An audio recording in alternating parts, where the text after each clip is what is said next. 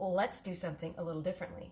Instead of covertly teaching you, which is what I normally do, teach you things that you might need to know if the world comes to an end and we have no power or whatever, I'm going to overtly teach you something.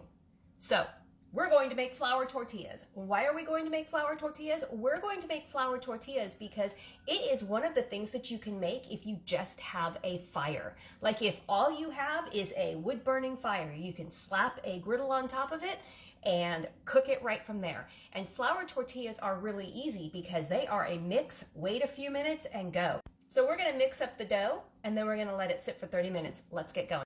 Got my bowl. Now, I have chosen this flour tortilla recipe, one, because it's easy, and two, because it doesn't really call for any massive ingredients that you wouldn't have on hand if you had a prepared kitchen. If you look at my pantry list and you look at the recipes that I share with you and that I do, it's because they require very minimal ingredients that most people would have on hand anyways. So, nothing spectacular. Let's grind some wheat. Now, we are grinding wheat because in a drop-down scenario, wheat keeps for 25 plus years if you store it properly, and I've taught you how to store it. This is why I've taught you how to store dry grains and stuff.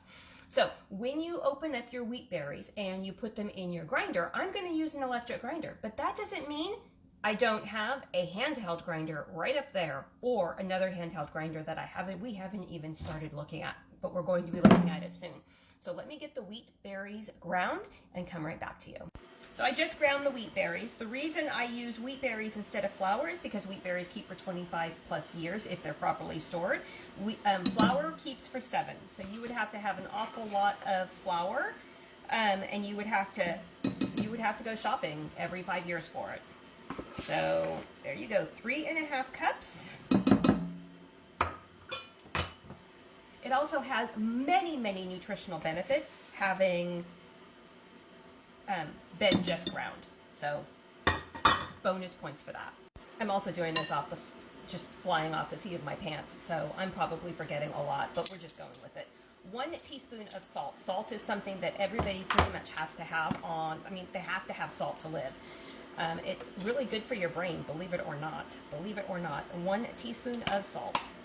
We're also going to do 1/2 teaspoon of baking powder. Baking powder, believe it or not, lasts a very long time. A very long time. So if you have baking powder and you think it's expired, I literally use my baking powder until it no longer produces the effect that I want it to produce. It's years old, people. Your salt properly stored is never going to go bad unless it gets moisture in it. And that means you're not properly storing it. Now, remember why I tell you to always save your fats, like your chicken fat and stuff, scoop it off and I save it. It's because if you start learning to cook with it now, you won't have to have the problems of figuring out how to cook with it when there is no internet and there is no me, right? Okay, so we are going to use 3.5 ounces of chicken fat. Actually, it's 3.5 ounces of any kind of fat, whether it is going to be tallow. They use shortening. I don't use shortening, but to each their own. 3.5 ounces. If you're using chicken fat, you can go a little bit less, but why even bother? We got it. It's free. It's free. This is what 3.5 ounces of your fat looks like for chicken fat. You're just going to add it to your dish. Put it in the center. Woo! And then we're going to add the hot water. You do want, if you don't have electricity right now, you would go outside, you'd build a fire, you'd have your camp stove, you'd put your kettle, which you would always have a kettle over your camp stove, and you would boil yourself some hot water. And then we're going to take 1 cup and pour it in here. You're going to take your hot water, you're going to pour it over the fat, and you're just going to let it sit for just a minute, because it's really too hot to put your hands in and start stirring. Trust me, trust me, trust me. Well, I apologize, but not really apologizing. My daughter called in the middle of this, right? I was getting ready to mix it, so I mixed it. That's mixed. And then you put a cover on it, and you put it off to the side for 30 minutes. We got 20 more minutes left, so be right back. This is where you're going to get your cast iron, skillet, whatever. It's going to be flat, and you're going to make your flour tortillas on it. It's also where you're going to get your cutting board and your rolling pin. And then we just wait. This batter is now ready, and it's going to make 18 tortillas, 18 flour tortillas, roughly, give or take. You're going to take a little bit off. You're going to put it in your palm of your hand. You're going to rub it back and forth. until you make a little ball like that. And then you're going to do a little thumb twirl, whatever. Yeah, until you get this. And then you're going to put it on your board, right like that, and you're going to cover it. And you're going to repeat 18 times. Now, what's the beauty about making flour tortillas is that you'll always have a bread product. Like if you have nothing else, you will always have a bread product. And it's just grinding, making, and going. There's no yeast. You don't have to worry about temperature. You don't have to worry about rising. You heat your water, you let it sit, and you've got it. That's it. So with flour tortillas, the children can always grab something. They feel like they're getting eat. You can use it as, I mean, come on, you use flour tortillas for anything. You can make sandwiches with it. You can use it for tacos. You can, anything, you know? A flour tortilla is basically an all-purpose stapled bread product.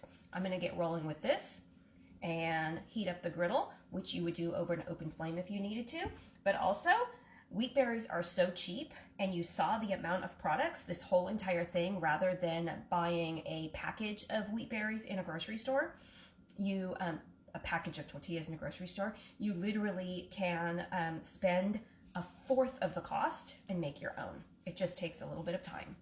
By the way, I got 16. After you get finished, now you're gonna start with the first one that you rolled, and you're gonna roll it out into a flat tortilla. I don't care about shape. Nobody's judging you on the shape when they're hungry. I'm just gonna tell you that. Turn your pan onto medium and get yourself your tallow that you rendered. Remember all that tallow that you get, all the fat that you cut away from the beef when you're making a steak and stuff, you're saving that, and then you're rendering it into tallow, and that is what you're going to use to cook with. This is free. It's free.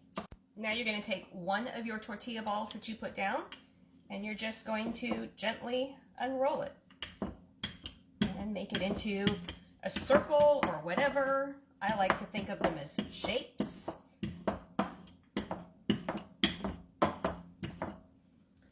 And then we're going to put it on the grill.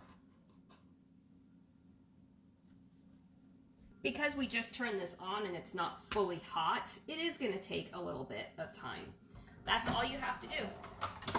I usually use one of these spoons to flip it when I need to. You're going to wait for it to get a little bit dry. As it gets hotter, it'll start puffing and get little balls, and that's amazing.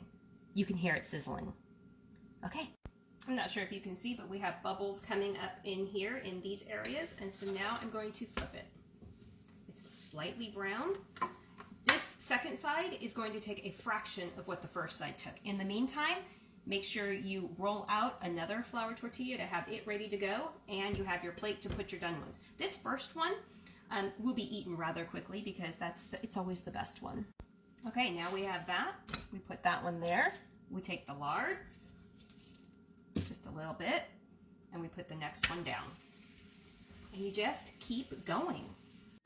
As you get more into them, about 3 or 4, you'll notice you'll have to lower the heat on your stove because the cast iron will have heated up. If you're on a wood-burning fire, you're just going to keep raising up your pot or removing it, your skillet, removing it from the fire, and regulate it.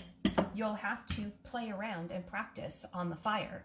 But right now, you're playing around and practicing with how to use it. Now, when I first started using whole wheat, it was a very big learning curve. So do not wait until you absolutely need it. Start practicing with it now because you'll need it. You'll need the knowledge when you need to eat. I have an idea. Come with me. My husband got called out early this morning and he's on his way home. So let's make some chicken fajita. All you do is pop this open. Listen for the seal. Great seal. Check it. Sniff it. Oh, it looks good. Remember the fajitas in the chicken fajitas we canned? This is it. We're going to pop them in here. We're going to heat them up, and then we're going to have fajitas. My husband just literally is driving down the driveway. Perfect time. That jar literally had the beans, the onions, the bell peppers, the chicken, and everything, and the seasonings all in it. It's one shot. The tortillas, perfect. I've got a meal in under an hour with no power. Now you know what I know. Dinner's ready. Oh, you want to see? That was delicious. That's even better. Oh yeah, he came in and stole one already.